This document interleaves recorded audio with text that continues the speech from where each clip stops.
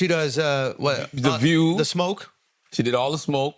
She did The View. View is white women and black women. She did Fox. She did CNN. She did a lot. I'm saying, what are the other pods that she's done? Oh, just pods? Yeah. Pods, she did Alex Cooper, Brene Brown, All the Smoke, Club Shay Shay. Club Shay Shay. That's it. Maybe there's more. Felt to me like a specific, first of all, it felt like there was no outreach to young men at all. Like, especially non-black young men, like zero. And so I'm not exactly shocked when I saw that they did not come out for her at all. She could have went on the biggest platform in the world and the biggest platform for black people in the world, which is the Joe Rogan podcast. And she chose not to do it. And I think that that was a very foolish mistake. Fun fact. Yes. I'll tell you something. Joe Rogan, those, Deadline did an article and they like the biggest winners and losers of the 2024 political media cycle, right? Yeah. And they had me as a big winner. They had Rogan as a loser. I totally disagree with that. Rogan, the three he did, the Trump, JD fans, and Elon Musk. Come on, and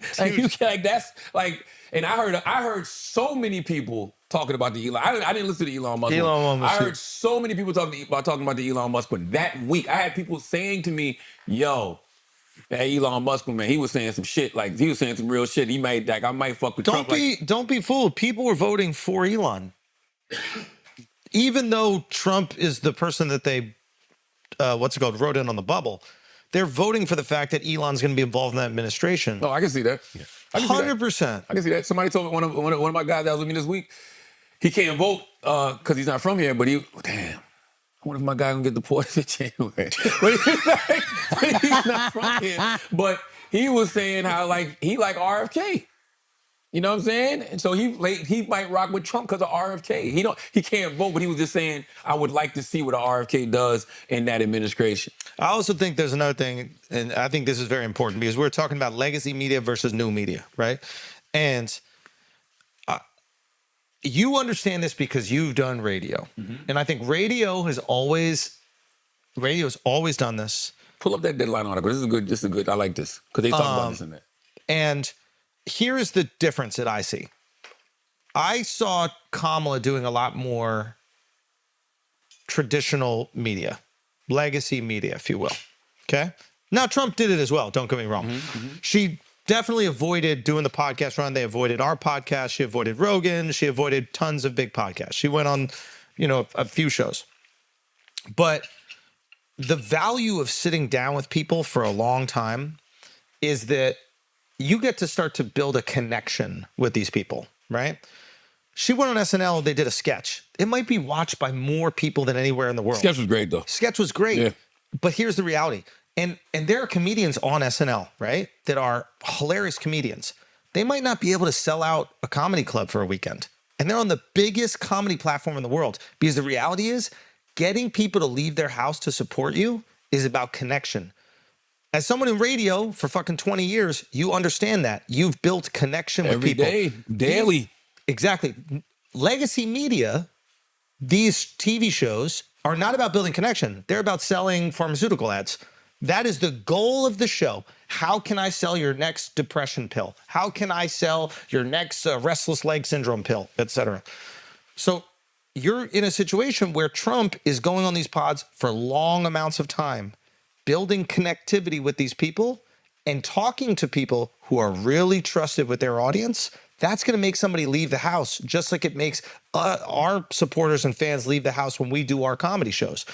I think that is the difference between legacy media and new media. New media is about connection with the fans. Legacy media came from a time where simply being on TV or simply being famous was enough to get people to go see you. And those days are done. Yeah, it's interesting, right? Because even when you talk about new media, I think that there's a difference between people who, there's a lot of these platforms, they might get a lot of crazy numbers, but you got to have actual influence, right? And the way you get influence is by engaging with people. I think that there's another new level of media, which I think is the streamers. They do what radio does. They're on there every day.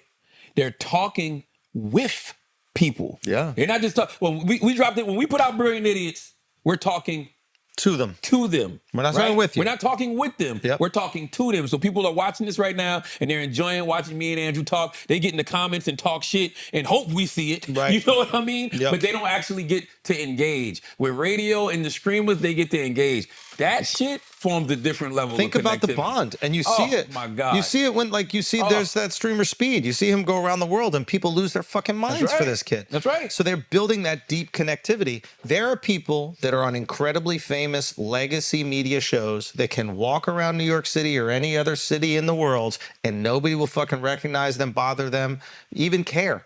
They know they're famous, but it doesn't move the needle. J-Lo doesn't move the needle. The famous celebrities don't move the needle. We still see them as famous. It's still exciting to see them, but they no longer have the same influence as someone who has a deep connection to their audience. I thought about that too because we were having a conversation about do celebrities move the needle. At first I said no, but then I said, actually probably yes. It's just that celebrity is different now. So Joe Rogan's a celebrity. yes, Yeah. the Aiden Rosses of the world, Yeah. the people Flagrant, the Dio, like those are considered the celebrities now, but they're also the influencers. Because that's why you used to go. People go to celebrities for what? Influence. Yep. Now you have actual Influencers, yeah. influencers. So I think that those celebrities do still move the needle. I just think that celebrity is different. And I think that there's something too. If your grievance is the economy, right? If your grievance is, it's not enough money in your pocket.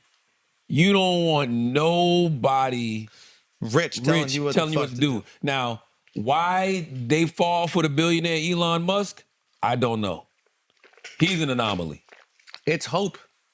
You see what this guy's been able to accomplish, and you hope that he applies that same success to the government, to the economy, so that you can be successful just like his Is he businesses getting are. deported? Definitely not. That motherfucker's safe. He's not going nowhere. Elon not getting deported, yo? Elon can do whatever he wants. Scroll up, Taylor, because what Schulz said made me think about something, because I was looking at, Dominique from Deadline did this article. Hold on, scroll up.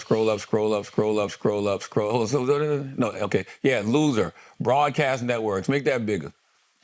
He said, Dominique said, the reach of the news divisions of ABC, NBC, and CBS is way, way, way down, and prestige last, what does that say? And prestige last meant something in the Reagan area. Oh, all of which means, for the most part, the broadcast networks were side players in the drama of this year's election. Yes, ABC saw massive viewership numbers out of its multi-outlet simulcasted September 10th debate between the VP and the former POTUS, yet none of that was seen on ABC by the millions who subscribed to DirecTV, as Disney was in a contract dispute with the satellite provider at the time. CBS has gotten more attention for Trump ranting about revoking his license over edits made to a 60 Minutes interview with Harris than anything in that interview or anything else the network has done this election. Somewhere in the heavens, Walter Cronkite is wiping away a tear.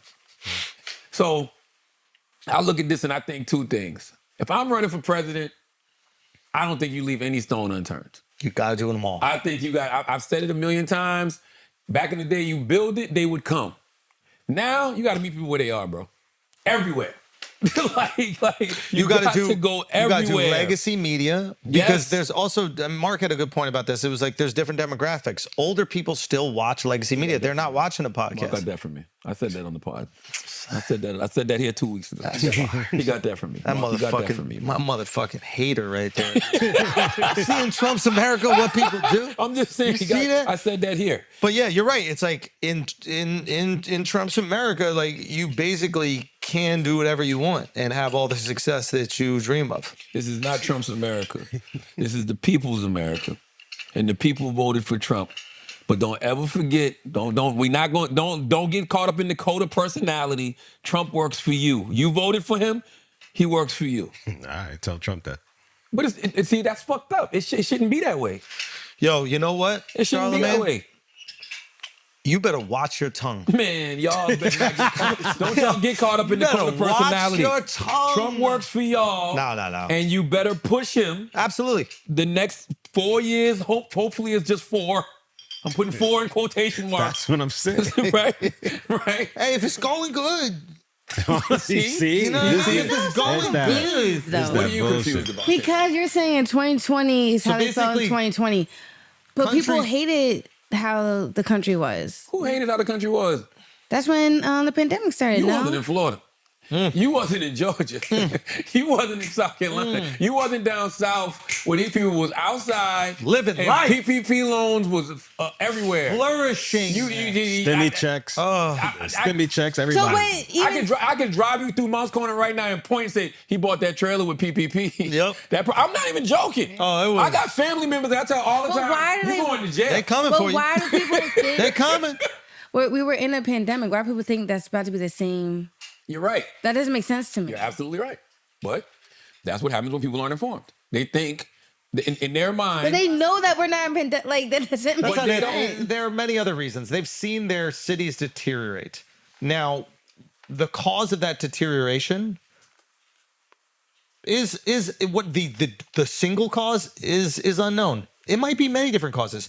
It might be implementation of plans that were not Democrat and actually Republican. It might. Who knows? But what they know is under Democratic jurisdiction, their cities have gotten worse and they don't want it anymore. Take that shit up with your local government. They did. That's No. why they replaced them.